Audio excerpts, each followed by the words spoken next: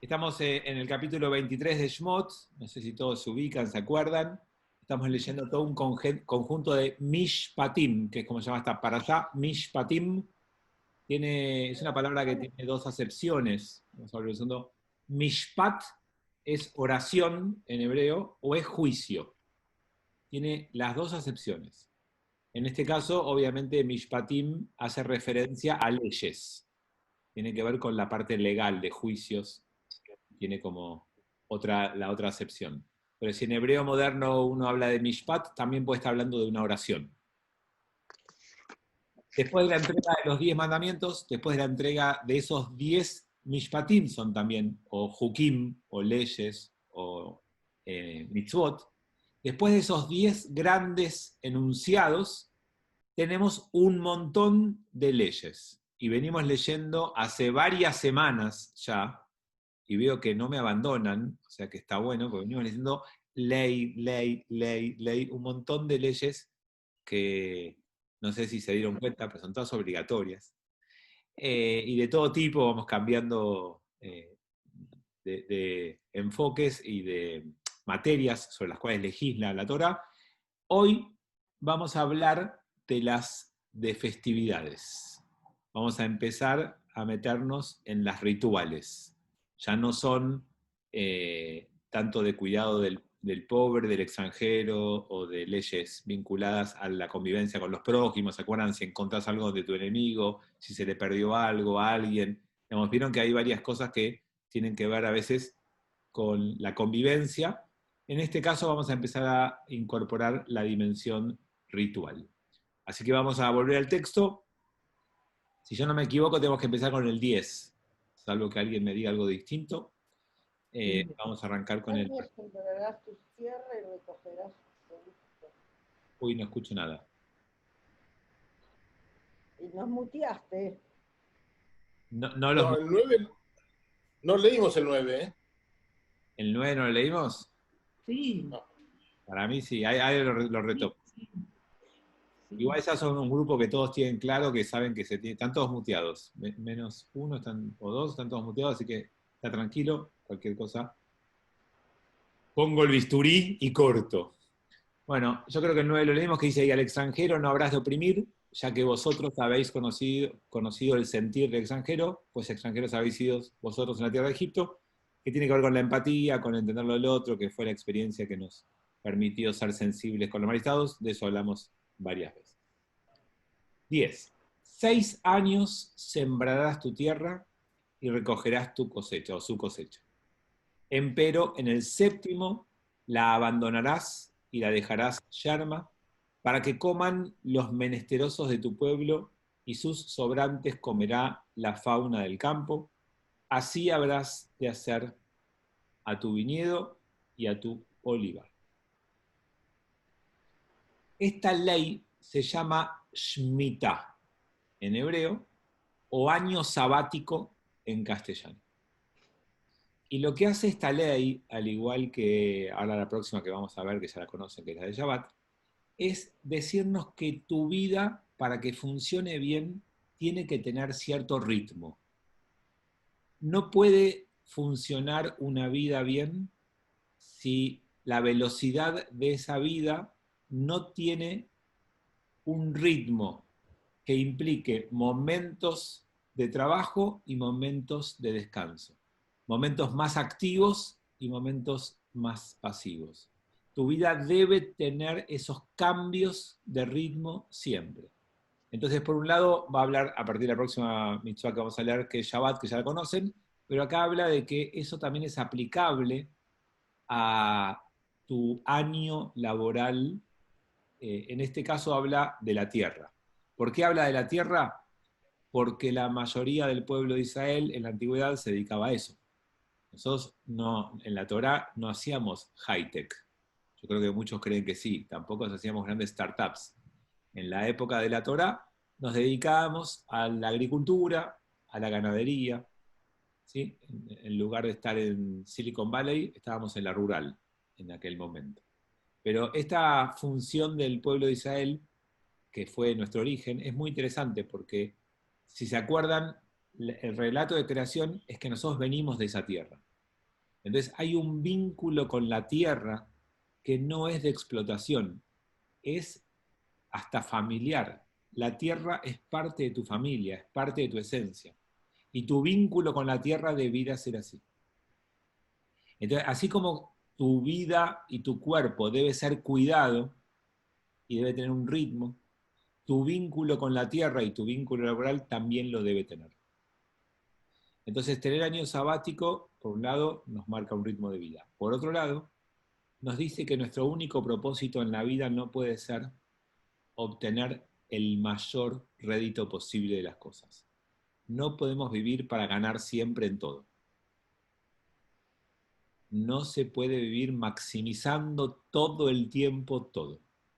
Obviamente, porque esto se manifiesta en la imposibilidad de un año entero producir en tu tierra.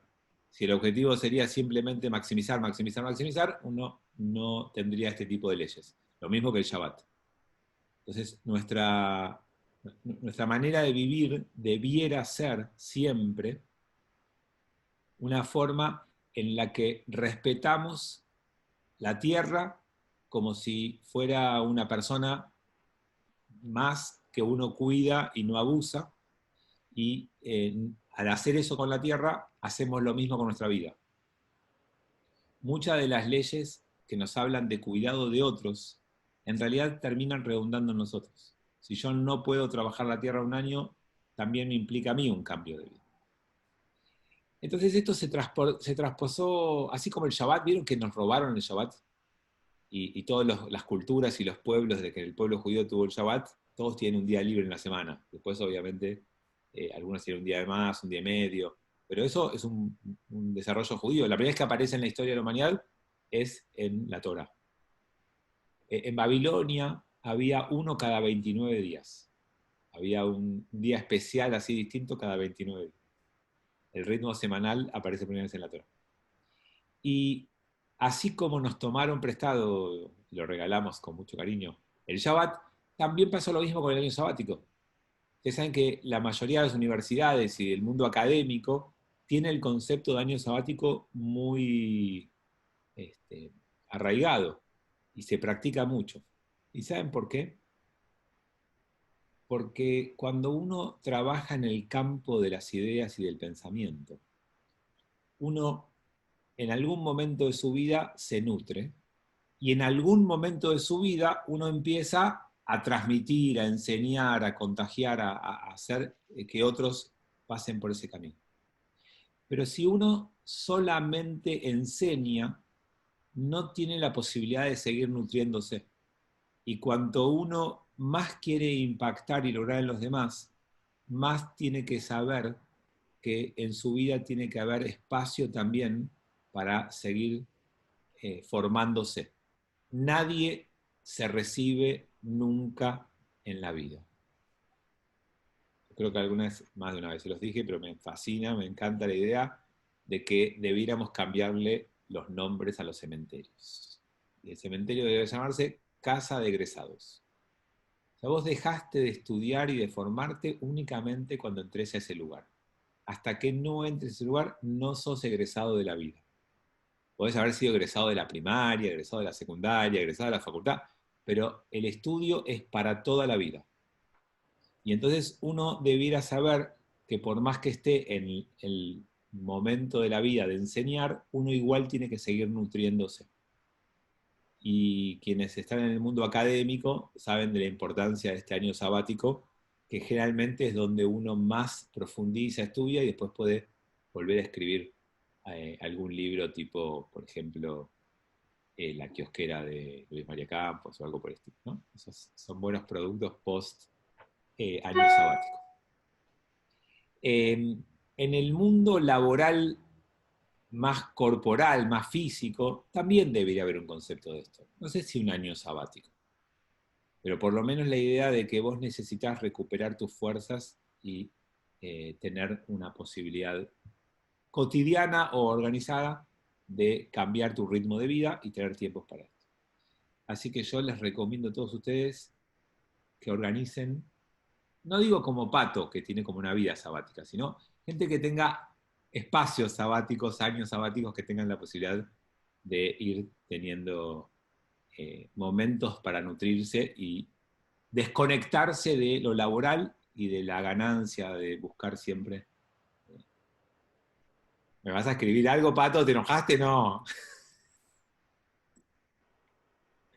Puedes decirlo, puedes decirlo.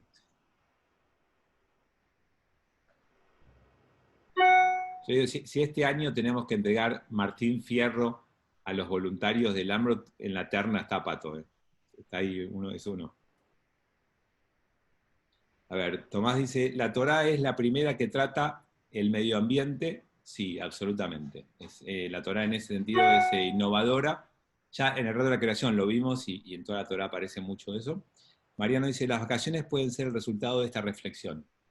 Sí, a veces las vacaciones en algunos conglomerados familiares terminan siendo más agotadoras que el trabajo.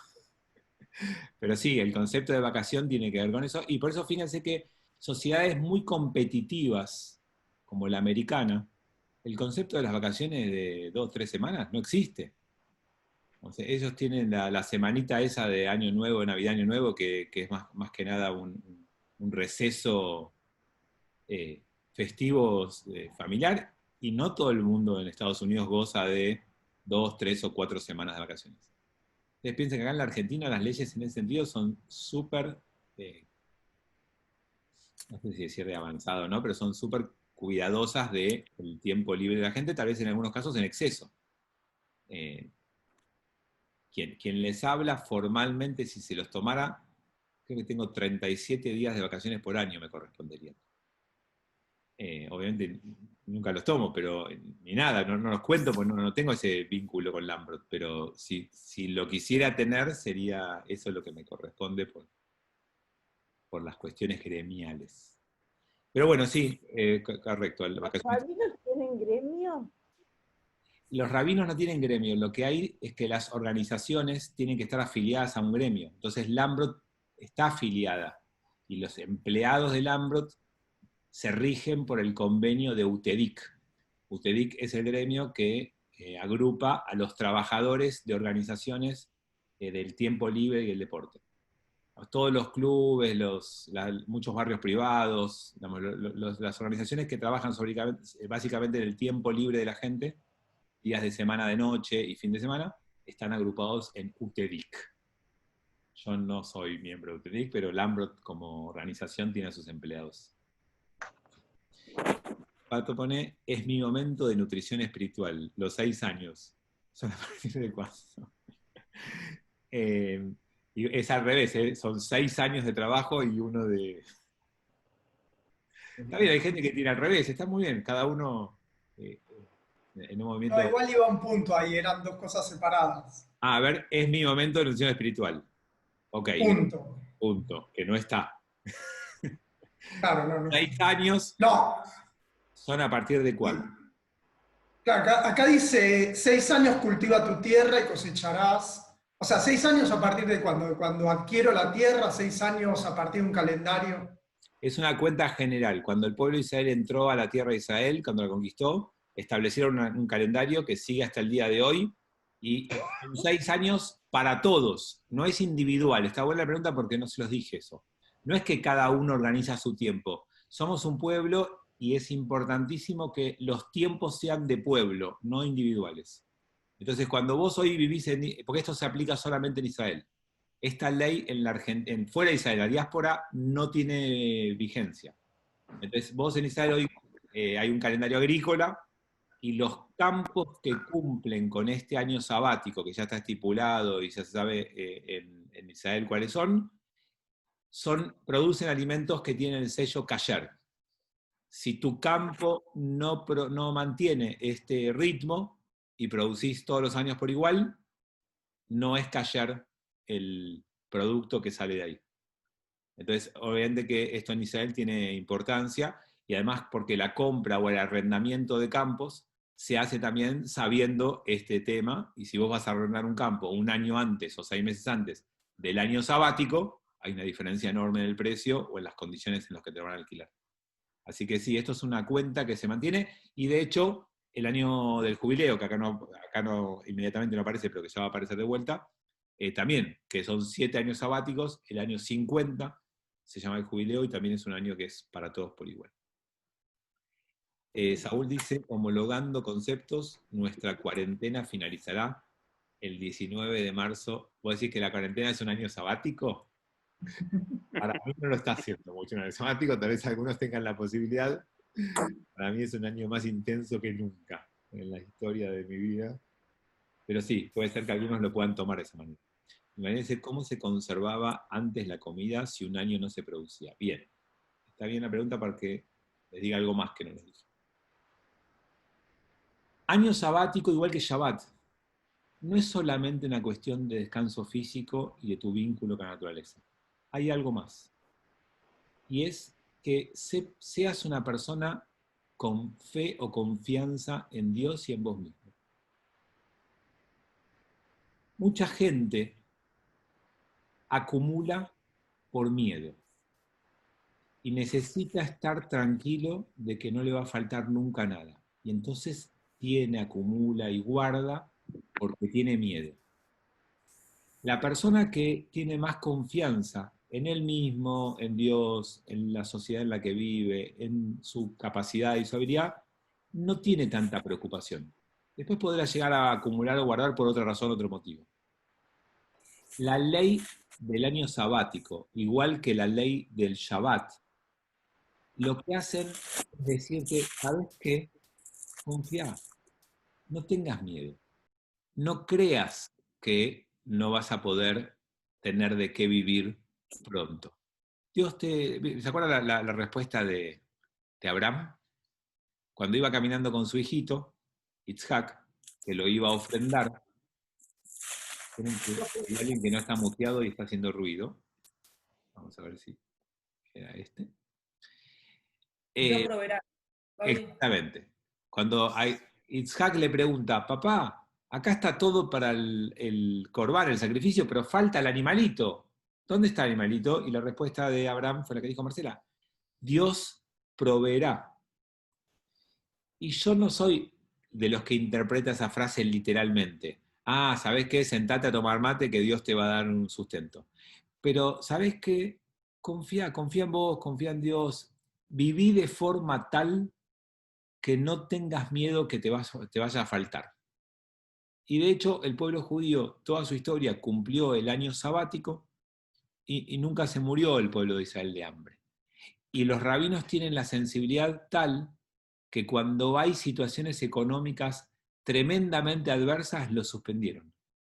¿Saben cuál fue el último caso súper famoso y conocido de impacto general? Y hecho por el Rab Kook, un rabino ortodoxo, donde no era un tema reformista, ni conservador, ni nada. ¿Qué pasó? Cuando los judíos volvieron a la tierra de Israel, a comienzo del siglo XX. Cuando el sionismo retomó la vida en Israel, llegaron a Israel. Israel era tierra abandonada, enfermedades, había una pobreza tremenda, requerían de donaciones del exterior, de la diáspora para poder vivir. Y miren si el año séptimo los judíos de Israel que estaban en esa situación complicada se sentaban a esperar que Dios provea. Entonces el rabino Kook, ortodoxo, suspendió la aplicación del año sabático y esa suspensión estuvo hasta que Israel pasó a ser un país ya mejor establecido, con posibilidades económicas de sostenimiento. Entonces hay que saber que de los dos lados, uno tiene que confiar en uno mismo y tiene que saber que cuando las condiciones no están dadas, habrá que trabajar la tierra igual. Esa es la idea. Y también es como cambiarte la manera de vivir. No vivas pensando todo el tiempo en que hay que ganar y ganar y ganar. Bueno, de acá saltamos a el 12. Fabi, una cosa, ¿y qué pasa con la ganadería? ¿Cómo es eso? La ganadería, no sé si lo leí medio rápido. La tierra, cuando la dejás, viene produciendo, igual crecen cosas de la tierra, no es que no va a crecer nada. Entonces, cualquiera puede disponer de lo que crezca naturalmente de la tierra. Por lo tanto, la ganadería va a poder comer de los pastos que crezcan, obviamente, de la tierra sin problema, y lo que produce la tierra es para todos por igual. Vos, dueño del campo, o el pobre que pasa por tu campo, todos tienen la misma posibilidad de agarrar las cosas que ese campo produce naturalmente. Y esa es la ley que rigió y que sigue rigiendo hasta el día de hoy en Israel. Pero también, o sea, también puedes matar animales, quiere decir, Sí, para el consumir. único impedimento es que no podés cultivar los campos. El año sabático solo es de los campos, de la tierra. La vida con los animales continúa igual. Porque el animal tiene el año sabático, perdón, el Shabbat. El Shabbat también es el descanso del animal. Ok. Entonces, ese sería el vínculo con el animal que hay que cuidar, el Shabbat, que viene ahora. Y otra cosa más, ¿dónde entra en todo esto el tema de las esquinas que se deja para los pobres? Esa es otra ley que está en otro lugar de la Torá, que se llama PA. Vamos Ok. a recordarla porque es interesante. Los rulitos de acá, ¿los tienen? Peot se llaman. Y surgen como costumbre en el pueblo de Israel, no por la pandemia que no podía hacer la peluquería y te crece todo en todos lados, que entre paréntesis, hoy al mediodía tengo turno en la peluquería, así que puedo volver. Entonces, no es que esto se dejó porque no había pandemia, sino que cuando vivíamos en Israel, otra de las leyes, la que recién recordó Gaby, era una ley que decía que cuando coseches tu campo, las 4 esquinas, PA en hebreo es esquina, las 4 peot quedan sin cosechar, son para el pobre. ¿Por qué las 4 esquinas de tu campo? Para no avergonzar al pobre. Si vos lo que dejás es el medio, él tiene que atravesar todo tu campo y tomar de la mitad del campo. Si vos dejás las 4 esquinas, no lo exponés, puede tomar desde afuera, y no tiene que esperar que vos termines de cosechar todo. Si vos le dejás el medio, el tipo tiene que además esperar que vos termines. Entonces, esa mitzvah se llama PA, es de todos los años, no es del sabático, y todos los años cuando tenés tu cosecha, las 4 esquinas quedan para los pobres. Cuando nos echaron de Israel hace 2000 años, no regía más esa ley, porque esa ley también rige solamente en Israel. En los campos de Argentina no es necesario hacer eso. Si vos sos un judío observante, no hace falta que lo hagas en tu campo. Entonces los judíos, para acordarse que la PA no se cortaba, no la cosechabas para vos, se dejaron las peot. Y no se cortan nada de este rulito para acordarse de la mitzvah de PA. Porque no cortarte a penitas y dejarte un poquitito alcanza con la mitzvah de no rasurarte. Porque hay una mitzvah de que no te rasures la cabeza, dejándote un poquito acá es suficiente para cumplir con la mitzvah de no rasurarte. Entonces, Fabián, místicos se dejaron las peot. Sí. además de dejar las 4 esquinas, también se deja todo lo que se caiga durante la cosecha. Todo lo que cae al piso también es para el pobre. Exactamente. ¿Verdad? Son 3 leyes. PA, Leket y Shijeja. Si vos vas al campo a levantar lo tuyo y te olvidás algo, queda para el pobre. Si vos vas al campo a levantar lo tuyo y se te cae algo, queda para el pobre. Y las esquinas quedan para el pobre. Son las 3 ideas de la tzedakah en el trabajo en el campo. Y tienen que ver con conceptos obvios, ¿no? Si se te cae es porque tenés mucho, si te olvidás es porque te sobra.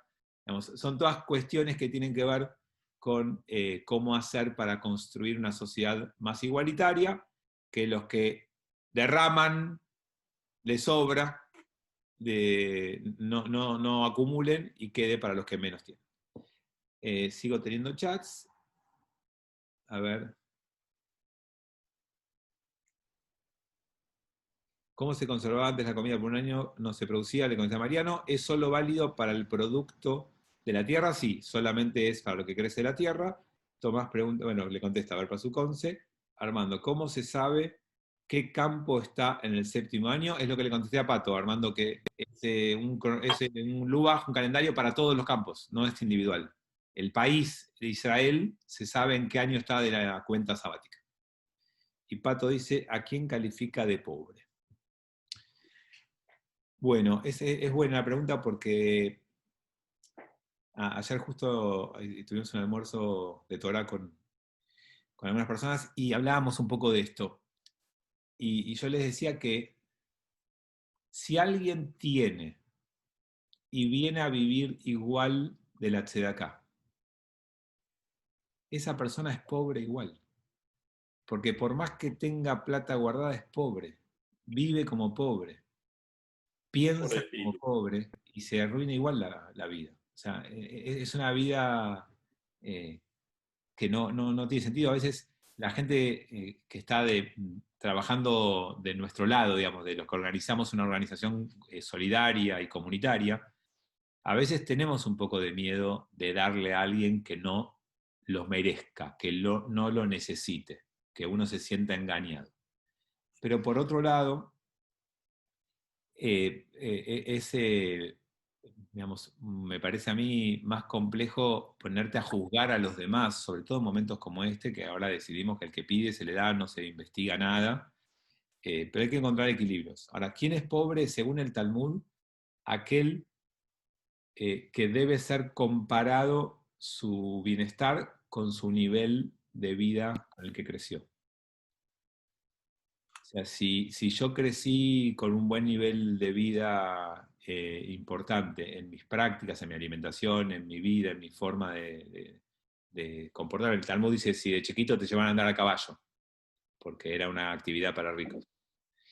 Y después de grande, solo tengo comida, plata para comer lo básico, indispensable, soy pobre y me tienen que ayudar, porque tengo otra cultura respecto a cómo crecí y cómo debo vivir, y cómo estoy acostumbrado a vivir, lo que sufriría si no lo hago.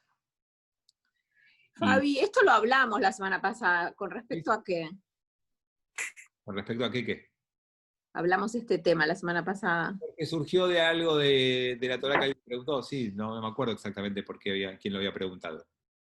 Pero yo quiero decirles el tema este para no repetirnos con la semana pasada, que la pobreza no siempre es económica y que si la persona necesita algún tipo de ayuda y está pidiendo algún tipo de ayuda, aunque se disfrace de pobre, necesita otro tipo de ayuda también. Y a veces hay que poder descubrir eso y ver cómo uno puede ayudar al otro. No toda ayuda es económica. De hecho, en la tradición judía, ustedes saben que cuando pensamos en ayudar a los pobres con ayuda económica, se llama tzedaká. Pero cuando se trata de ayudar al otro en lo que el otro necesita, se llama gemilut hasadim. Tzedaká es solo una partecita de gemilut hasadim. Gemilut hasadim incluye preocuparme por el bienestar del otro en otros sentidos. Por ejemplo, si está de duelo, visitarlo, si está enfermo, visitarlo, si está angustiado, acompañarlo, si está con algún problema, como por ejemplo este que estamos hablando, ocuparme de él. Todo eso es un concepto mucho más amplio que Tzedaká, que se llama Gemilut Hasadim, y donde Tzedaká es solamente una dimensión, nada más. Bueno, volvamos a la Torá. Volvamos al texto. 12. 6 días habrás de hacer tus trabajos, empero en el séptimo habrás de cesar, para que descanse tu buey, tu asno, y repose el hijo de tu esclava y el extranjero. Y en todo lo que yo os he dicho, os habréis de cuidar, y el nombre de dioses otros no habréis de mencionar, no será escuchado de tu voz. No. Bueno, entonces, tratando de enganchar esto, de el ritmo de vida con la tierra, pasa al ritmo de vida tuyo y sobre todo de la gente que vive con vos. En la antigüedad, los esclavos eran propiedad tuya igual que lo era un animal. Entonces lo que la Torá acá te hace referencia es que así como cuidás la tierra, tenés que ser capaz de cuidar a tus animales y de cuidar a las personas que en la antigüedad te pertenecían. Digamos, es un concepto difícil de ver hoy el de la esclavitud en términos de hoy en día, pero en aquel momento era la moneda común hasta el siglo XIX. O sea, la esclavitud existió en el mundo y sigue existiendo en algunos aspectos, pero en forma generalizada hasta el siglo XIX. En 1800 se terminó con la esclavitud. O sea que esto era algo que implicaba: no sos dueño de nada. No te pertenece el tiempo, Shabbat es un límite. No te pertenece la tierra, el año sabático es un límite. No te pertenecen los animales, tenés que dejarlos descansar en el séptimo día. Y no te pertenecen los esclavos tampoco, los tenés que dejar descansar el séptimo día. El concepto que está atrás de todo lo que leímos hasta acá es que no somos dueños de nada ni de nadie. Y esto es algo que nos cuesta mucho.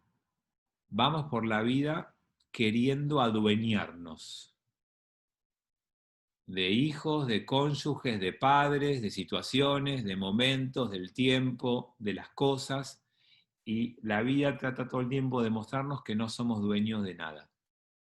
Y de repente, cuando más dueño te sentís, es cuando a veces te atraes a vos algún tipo de golpecito para que te des cuenta que no sos dueño.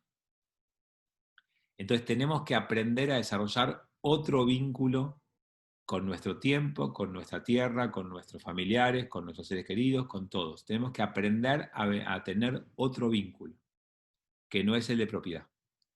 Yo les recuerdo, ya lo saben todos ustedes porque ya lo estudiaron, pero se los recuerdo por las dudas, que la primer madre de la historia de la humanidad, llamada Eva, que no era ni siquiera judía, imagínense si Eva hubiera sido judía, tuvo el primer hijo que nació, de acuerdo a la Torá, ¿y cómo le puso a ese hijo? Caín. ¿Y por qué le puso Caín? Caín viene de caniti, compré, porque adquirí un hijo, es mío, me pertenece, soy dueña. O sea, el primer relato del primer nacimiento ya nos recuerda que eso es para problema. El apropiarse de tu hijo generó conflicto entre los hermanos que terminó uno matando al otro. El vínculo, para que sea bueno, nunca es de propiedad, ni con los hijos, ni con el tiempo, ni con la tierra.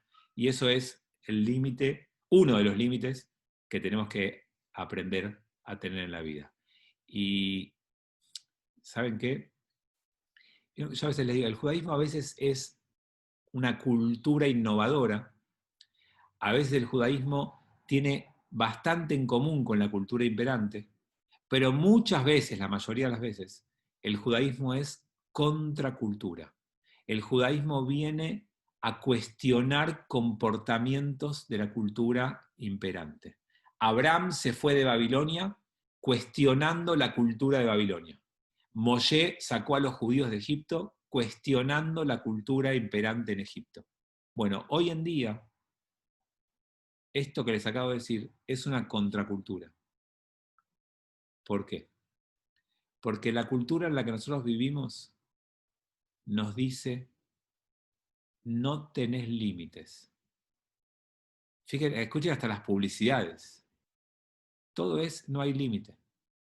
Desde Nike en adelante es todo, derribar todos los límites, superar todos los límites, no hay límites. Y la cultura posmoderna del poliamor, de lo que fue, todo es no hay límites. Y el judaísmo es: estás equivocado, querés vivir bien, tenés que saber que hay límites, que vos tenés límites y que existen los límites, si no, no hay forma de vivir bien. Y el judaísmo es la construcción de una vida en donde entiendas al límite como una capacidad de elevarte y no como algo que te cercena la libertad.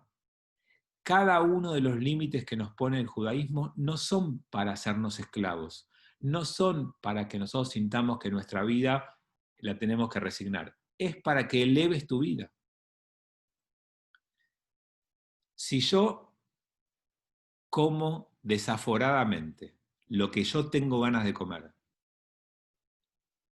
no me voy a sentir mejor. Si yo frente a la comida tengo una actitud de disciplina lógica, coherente, sana, y logro aceptarla, me voy a sentir mejor, no peor. Entonces, lo que hay que entender es que permitirte vulnerar los límites no te da más libertad. Permitirte vulnerar los límites termina arruinando tu vida. Y teniendo un buen vínculo con los límites, vivís mucho mejor.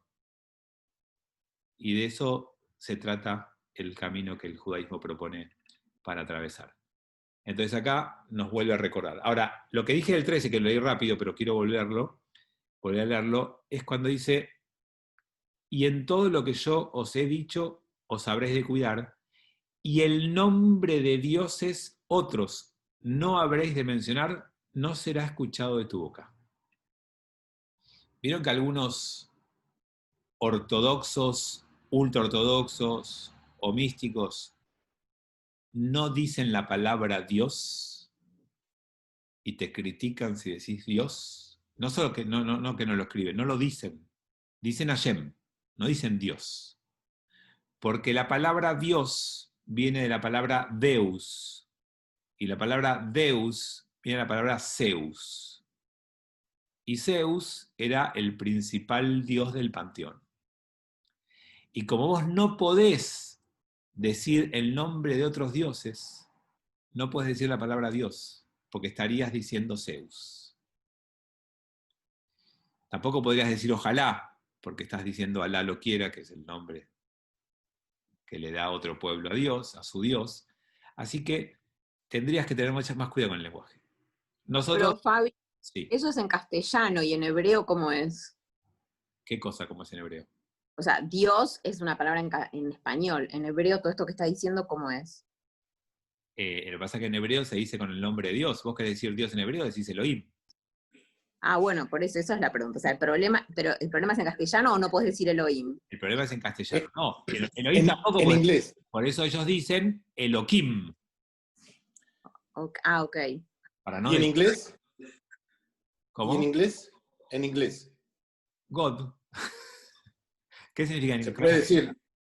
No, de vuelta, no. Ellos en general no dicen ningún nombre, porque todos los nombres hacen referencia a algo que o no es Dios, y si es Dios tampoco puedes nombrar. Entonces todo está prohibido. ¿Se entiende? El Dios judío no lo puedes nombrar, y otros dioses está prohibido nombrar. Entonces todo está prohibido. Entonces, pero yo les quiero decir cuál es la interpretación nuestra, que no es esta. Esto se lo cuento como nota de color, digamos, como que entiendan por qué no van a decir Dios y van a decir otras cosas. Pero, ¿qué es lo que está atrás de esto? ¿Por qué no podés nombrar? Cuando vos hablás de ciertas cosas, primero que la Kabbalah sostiene que las palabras tienen carga energética. No es neutral la manera de hablar y las palabras que uses. Entonces, cuando vos hablás, construís alrededor tuyo un campo energético y atraés o no atraés ciertas cosas. Y esto es evidente desde la manera en la que todos hablamos. El que habla con autoritarismo atrae eso a su vida, el que habla con violencia atrae eso a su vida, el que habla con cariño atrae eso a su vida, el que habla está generando algo mucho más allá de las palabras que está usando. Entonces, la tradición judía nos invita a que las palabras que tengan lugar en nuestra existencia sean palabras que hablen de lo que creemos, de lo que sentimos, de lo que somos, y entonces no nos tenemos que llenar de palabras que no son nuestras ni hablan de nosotros. Vieron que hay gente que quiere decir que es amorosa y dice, yo no soy violento, yo no soy violento, yo no soy violento. No, y estás hablando de la palabra violencia en tu vida, algo no está bien. Vos tenés que tratar de hablar desde lo que sos y sostener con tu vida tus palabras. Y entonces no podés nombrar cosas en las que no creas. Y tiene que ver con eso, y no con si la palabra Dios se puede pronunciar o no se puede pronunciar, si estás diciendo Zeus o no estás diciendo Zeus, sino que pongas tu vida en juego en las palabras que decís. Armando me pregunta si la esposa es propiedad del hombre. Wow. No, en la tradición judía interpretada por nosotros, el casamiento es un pacto, es un acuerdo. Es un acuerdo entre dos partes y no hay dueño.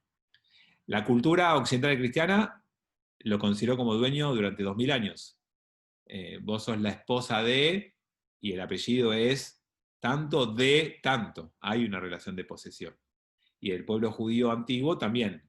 Ahora, las relecturas modernas nos permiten volver a la fuente, y en la Torá, un casamiento es un acuerdo, un contrato entre dos partes. No hay dueño, hay acuerdo entre dos partes. Y Pato dice, la carga energética es como lo decís o lo que decís. Ambas cosas, Pato. Lo que decís, las palabras que usás, es la Torá en sí. O sea, cada palabra y cada letra que usás es una carga energética que está en tu vida. Y de hecho, la Kabbalah sostiene que lo mismo ocurre con los nombres nuestros. El nombre que me dan me influye energéticamente toda mi vida. Y obviamente que las palabras que emito también. Ahora, la manera en la que decís también está trabajando en tu campo energético. Y eso todos lo tenemos que saber, comprobar, digo, no saber. Cuando estamos de una manera, atraemos ciertas cosas a nuestra vida, cuando estamos de otra, nos pasan otras cosas, y en general es muy fuerte darnos cuenta, después de mucho tiempo, cómo atrajimos a nuestra vida ciertas cosas.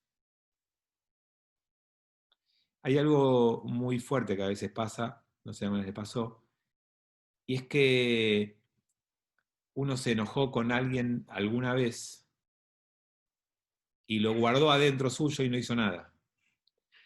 Y después, durante muchos años, no habló del tema.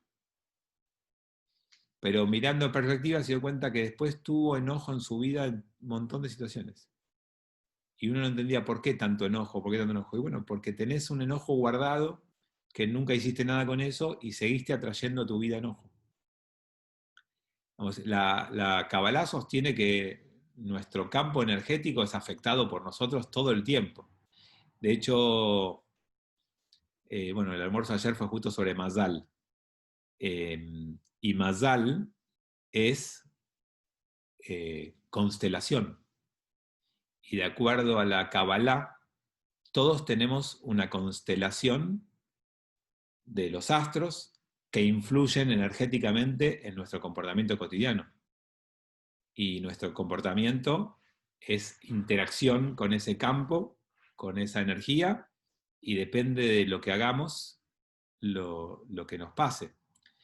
Y por eso hay una frase en hebreo que dice, Meshane makom, meshane mazal.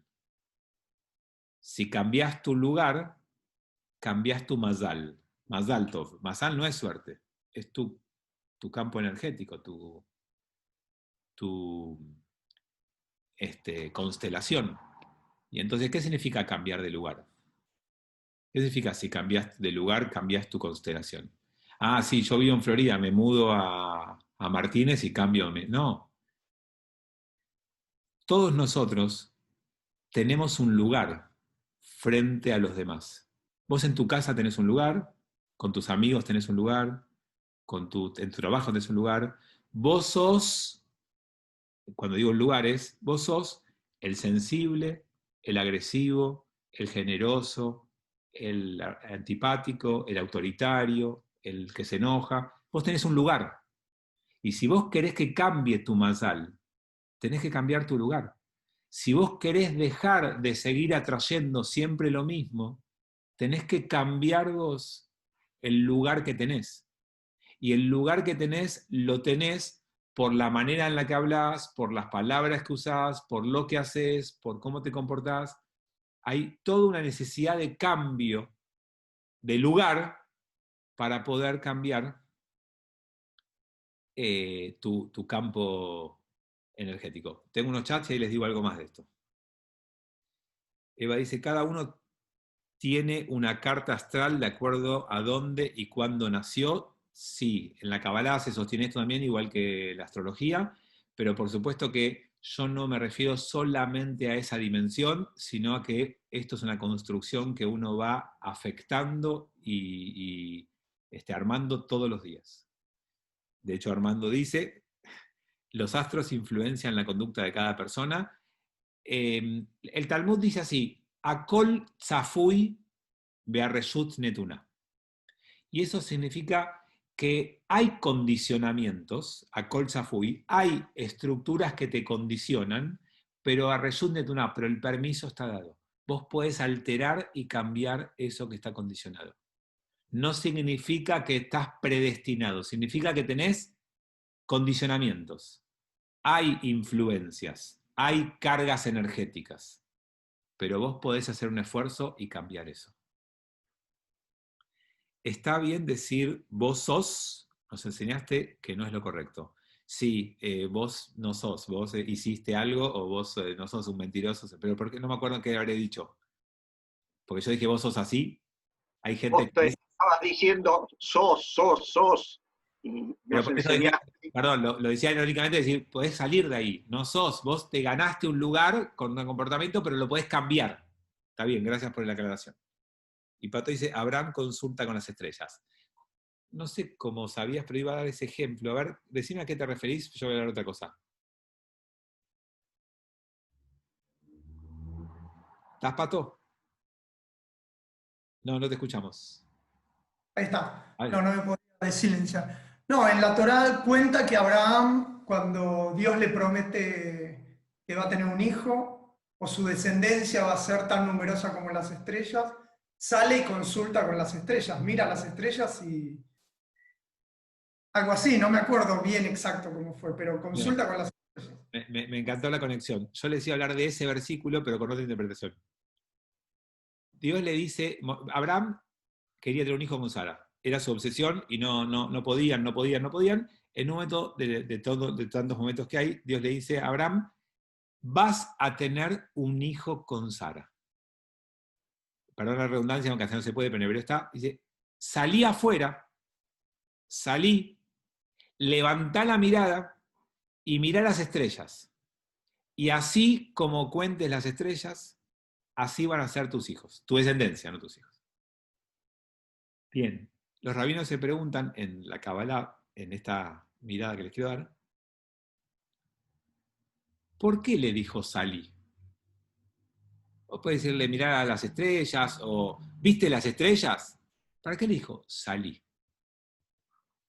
Dios le dijo a Abraham que para cambiar su situación tenía que salir de donde estaba.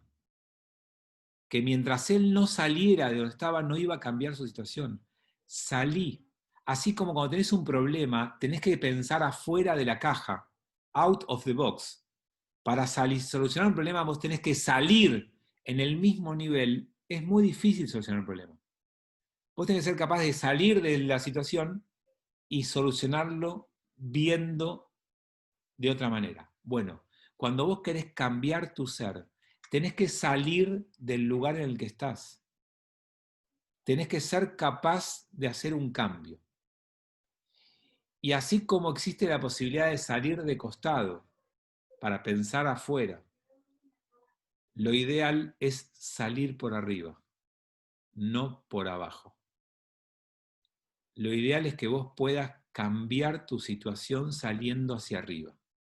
Lo ideal es que vos puedas solucionar un conflicto con alguien hacia arriba, no hacia abajo. ¿Y qué significa esto? Cuando vos tenés un conflicto con alguien, si vos pensás en términos de ganar o perder, salís para abajo, porque uno de los dos pierde. Cuando vos tenés un conflicto con alguien, salir para arriba significa que los dos sientan que pueden ganar. Y eso es pensar desde afuera de la caja, no desde adentro.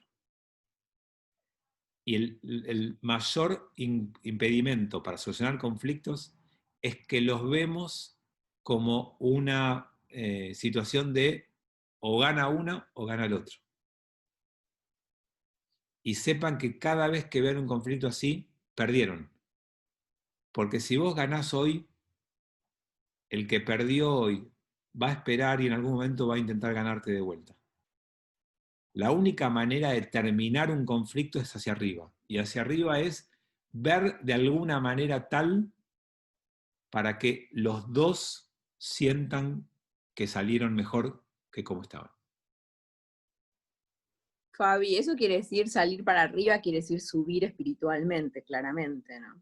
Sí, porque tiene todas las connotaciones, Gaby. Porque primero, para poder ver eso, tenés que elevarte para ver las cosas de otra forma.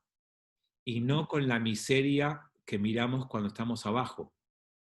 Sí, sí. Y cuando uno mira hacia arriba, desde arriba, de otra forma, ve de otra manera, entiende de otra manera, y la propuesta que uno puede hacer desde ahí es superadora siempre. Lo que pasa es que la materialidad en la que vivimos y el yo en el centro de esa materialidad te tira para abajo. La energía de la materia te tira hacia abajo. Y cuando te aferrás a eso, no te podés despegar de eso y te cuesta mirar desde arriba y elevarte vos.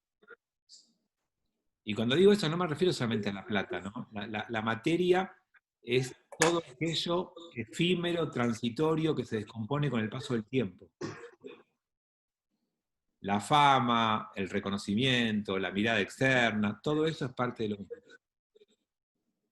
Y entonces muchas veces, yo no voy a dar el brazo a torcer ese conflicto, o sea, ¿se entendió? Yo no voy a dar a torcer el brazo en este conflicto, porque ¿qué van a pensar de mí? Porque ¿cómo quedo? ¿Cómo me van a ver? Eso es materialidad. Y eso tira para abajo. Sí, como todo lo que te deja solo al final del día, ¿no? Sí, exactamente. Todo lo que te hace sentir que estás aislado, que sos un ser distinto a los demás. Y todo aquello que te muestra que estás integrado al mundo te eleva. Entonces por eso el otro ya no es un rival, porque vos también estás en el otro. Y con el otro. Por eso tu salida del conflicto tiene que ser entendiéndote a vos y al otro. Hay gente que para evitar el conflicto, ¿qué hace? Dice a todo que sí. Entonces, su yo no existe, pero sobrevalora el yo del otro. Entonces tampoco sirve. La única salida es hacia arriba, y hacia arriba es con una mejor situación vos y el otro. Que en realidad, en la Cábala es lo mismo. Somos lo mismo. Somos parte de lo mismo. Fabián, Sí. en el caso de Abraham, ¿qué era lo que él hacía mal de dónde tenía que salir? No, el texto no dice qué es lo que hacía mal. Lo que el texto dice es, tenés hoy una carencia, tenés una dificultad, hay algo que no podés resolver. Bueno, para empezar a resolverlo, tenés que salir del lugar donde estás. En el lugar donde estás va a ser muy difícil que lo resuelvas. Entonces lo invita a salir para que desde afuera pueda empezar a visualizar algo distinto. Y vos empezás a solucionar un problema cuando empezás a visualizar una salida. Por eso le dice, mirá las estrellas. Hay que visualizar una situación de salida. Y por eso lo simbólico, lo hace visualizar mirando para arriba. Vamos, es una composición simbólica, Armando. No vas a poder llevarte algo literal y directo. Sí. O sea, el hijo que él tuvo con la esclava, ¿era una solución lateral? El hijo que él tuvo con Agar no fue su solución, fue la de Sara. Acuérdense que la que le dice que haga eso fue Sara, no fue él. Esa no fue su solución. Y Sara, cuando propuso eso, después se dio cuenta que no era lo que quería y terminó pésimo. No toda solución que proponemos es buena. Sara entendió que teniendo a Abraham un hijo con Agar en sus rodillas, para Sara iba a ser una solución. No fue solución.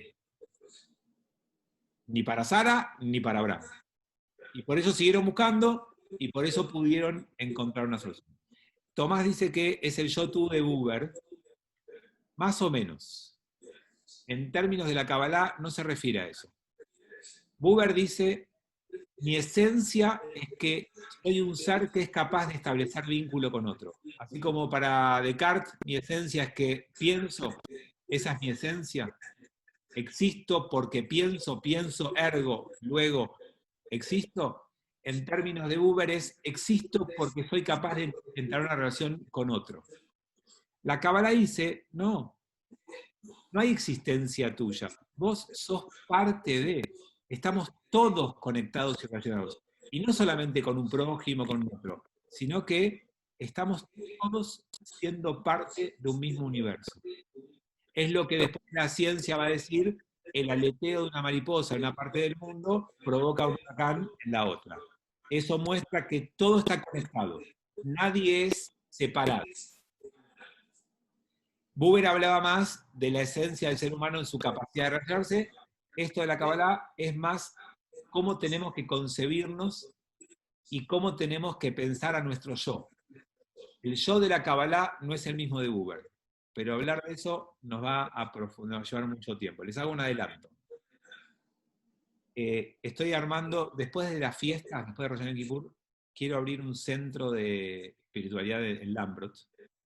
Y dentro de ese centro de espiritualidad estoy armando un curso para hacer meditación y Kabbalah, y ahí vamos a estudiar el yo en profundidad desde la Kabbalah. Muy bueno. Sí, creo que poder, en estos 4 meses, más allá del chiste de antes, estuve bastante introspectivo en algunos aspectos y bueno, puede ser que surja algo nuevo interesante en la... Última pregunta de Maru, ¿qué fuentes recomendarías para empezar a leer sobre Kabbalah? Bueno, justo te contesté, empieza un curso, que no es un curso, es otra cosa, la idea es experiencial, va a ser meditación y aprendizaje, no va a ser solamente una charla o una clase, va a ser más una invitación a experiencia. ¿Por Zoom? Bueno, vamos a ver qué nos depara el destino. Como no hay separación, estamos todos conectados, veremos. Yo me imaginaba las dos cosas juntas. O sea, que el que pueda venir, que venga, y el que no, estamos armando el Lambrot para eso, para que tenga la posibilidad de... Queremos ser una comunidad anfibia, o híbrida, ¿no? Presencial y virtual. Pero bueno, vamos a ver qué nos depara. Gracias, buenísimo. Pato dice, sí, es el viaje a Israel que no hicimos. Sí. Acá, en casa. Pero sí, la idea es que después obviamente hagamos ese viaje a Israel y que tenga todavía más profundidad cuando lo podamos hacer. Bueno, llegamos al final del encuentro. Les agradezco, los invito a que se sigan cuidando. Nos vemos mañana en Shabbat, espero, y nos vemos, si quieren, el domingo con David Brosa. Domingo a las 6 de la tarde, un hermoso recital solidario de Israel, así que no se lo pierdan, domingo 6 de la tarde. Chau, Shabbat Shalom, hasta mañana. Chao, chao, chao. Shabbat Shalom. Chao.